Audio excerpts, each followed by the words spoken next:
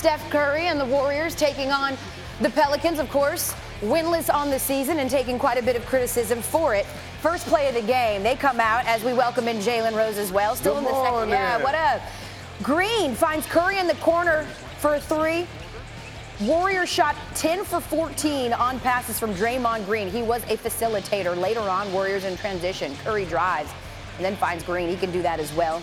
No look. 16 points, 10 assists, 17 rebounds. Warriors go up 64-53. Final seconds of the quarter now. And listen, Jalen, this is the Curry that we know. Pull up from the logo. Looking like Trae Young out there. Looking like Trae Young. Hopefully he'll have a quarter of the career Trae Young has had. Late in the fourth, Warriors up big. D'Angelo Russell misses the three, but Curry makes a great save to get it back in bounds. And Russell eventually gets it back to Curry in the corner. It was a much more Curry and Warriors-like game, Jalen. Yesterday you said on this show that Draymond and Curry had to play better, and they did. 26 points for Curry, 11 assists. Warriors never trailed as they go on to win 134-123. Meanwhile, still Draymond. We're still not a very good team. We have a lot of room for improvement. Just because we won one game doesn't mean we don't suck right now. We still have a lot of improvement to do.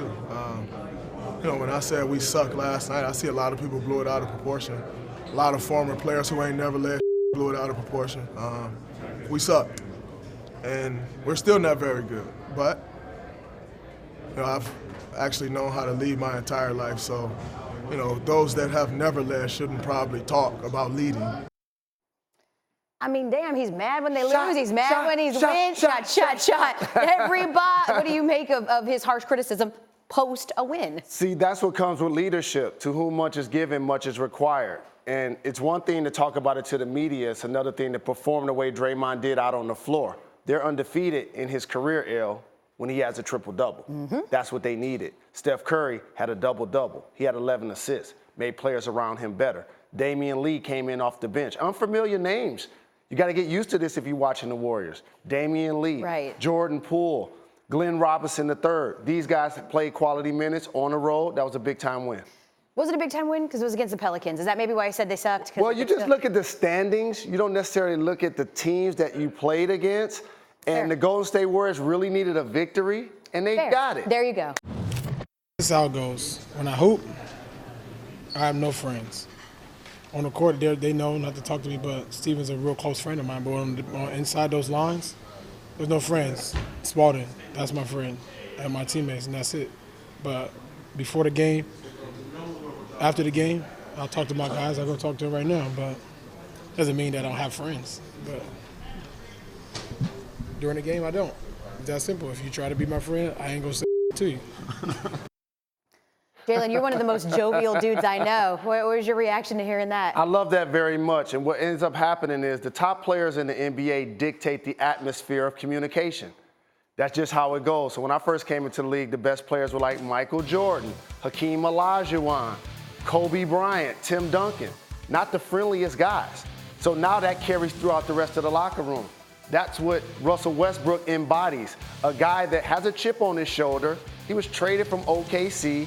They weren't able to win the championship. He understands he has a great opportunity in Houston, so he's going to take it serious on a nightly basis. And he, to his point, went immediately to the locker room afterwards, the OKC locker room, and was like, what up? To the fact that Dennis Schroeder was like, why are you here?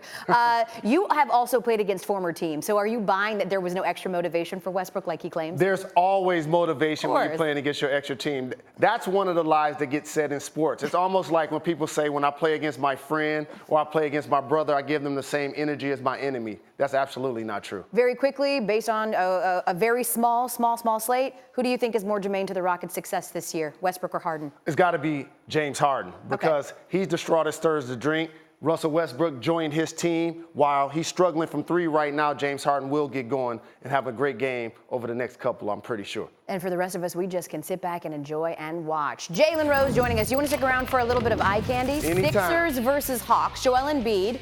Little pump fake, attacks the basket, throws down the monster jam over John Collins, and then the shimmy. What are your thoughts? All I know is that's your squad. I know. So how you feeling about that right there? I don't want to talk about that. Joel Embiid missed a game at Detroit. I was there in attendance.